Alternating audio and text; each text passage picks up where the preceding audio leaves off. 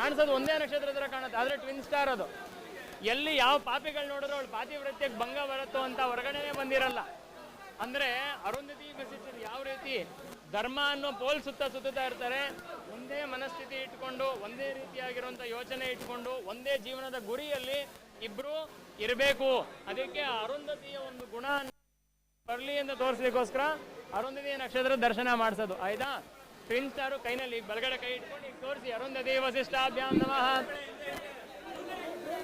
ಇರಿ ನೋಡಿ, ವಾಸ್ತವವಾಗಿ ಅರುಂಧತಿ ನಕ್ಷತ್ರ ಸಂಜೆ ಕಾಣುತ್ತೆ, ಅರ್ಥ ಆಯ್ತಾ? ಸಪ್ತರ್ಷಿ ಮಂಡಲ ಅಂತ ಕರಿತೀವಿ, 7 ನಕ್ಷತ್ರ ಒಂದೇ ಮಂಡಲ ಕಾಣುತ್ತೆ, ಅದರಲ್ಲಿ ಟ್ವಿನ್ಸ್ ಅರುಂಧತಿ ನಕ್ಷತ್ರ ಅಂತ ಕರಿತೀವಿ. ಆಯ್ತಾ? ಅದು ಇವಾಗ ಕಾಣಲ್ಲ, ಕಾಣದೆ ಅವಳ ಅಸ್ತಿತ್ವ ಇದೆ, ಅವಳ ಅನುಗ್ರಹ ಆಗತ್ತೆ.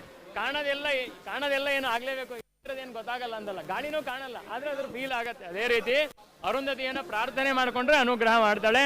ಪ್ರಾರ್ಥನೆ ಮಾಡಿ, ಅಗ್ನಿರ್ನಃ ಪಾದ ಕೃತ್ತಿಕಾ ನಕ್ಷತ್ರಂ ದೇವಮಿಂದ್ರಿಯಂ ಇದಮಾಂ ವಿಚಕ್ಷಣಂ ಅವಿರಾಸಂಜೋಹೋದನ ಯಸ್ಯ ಭಾಂತಿ ರಶ್ಮಯೋ ಯಸ್ಯ ಕೇತವಃ.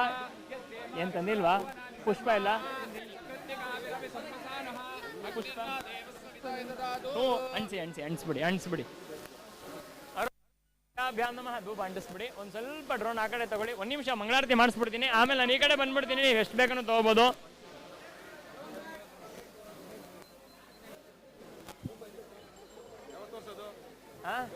ಸರ್ ಕೈ ಇಟ್ಕೊಂಡು ಮುಂದಕ್ಕೆ ತೋರಿಸಿ. ಅಷ್ಟೇ, ಪ್ರಾರ್ಥನೆ ಮಾಡಬೇಕು. 1 ನಿಮಿಷ ನಾನು ಈ ಕಡೆ ಬಂದ್ಬಿಡ್ತೀನಿ, ನೀವು ತಕೊಳ್ಳಿ ಆಮೇಲೆ.